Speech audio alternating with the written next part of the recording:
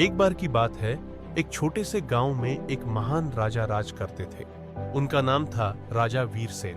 वीरसेन न्यायप्रिय और दयालु राजा थे, जिनकी प्रजा उन्हें बहुत प्यार करती थी। उनके राज्य में हर तरफ खुशहाली और समृद्धि थी, लेकिन राजा के मन में एक गहरी चिंता थी।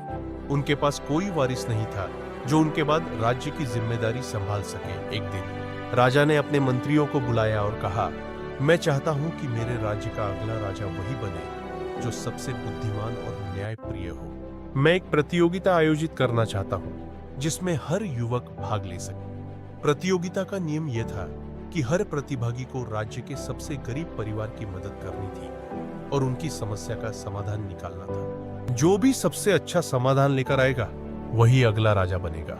गांव के एक युवक अर्जुन ने इस प्रतियोगिता में भाग लेने का फैसला किया। वह बहुत गरीब था, लेकिन उसके मन में दृढ़ संकल्प था। अर्जुन ने गांव के सबसे गरीब परिवार से मिलकर उनकी समस्याएं सुनी।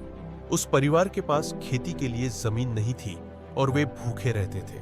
अर्जुन ने सोच विचार कर एक योजना बनाई।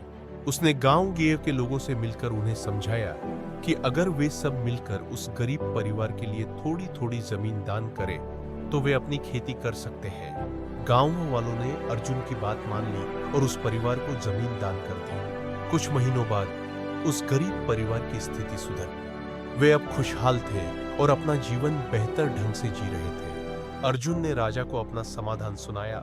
राजा वीरसेन अर्जुन की बुद्धिमानी और दयालुता से बहुत प्रभावित हुए। राजा ने घोषणा की,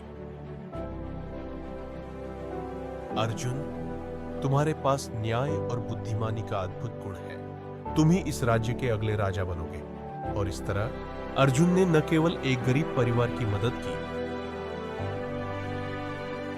बल्कि वह राज्य का सबसे प्रिय राजा भी बन गया। उसकी कहानी आज भी लोगों के दिलों में जिंदा है और उसे याद करके लोग सीखते हैं कि बुद्धिमानी और दयालुता से ही सच्ची विजय मिलती है।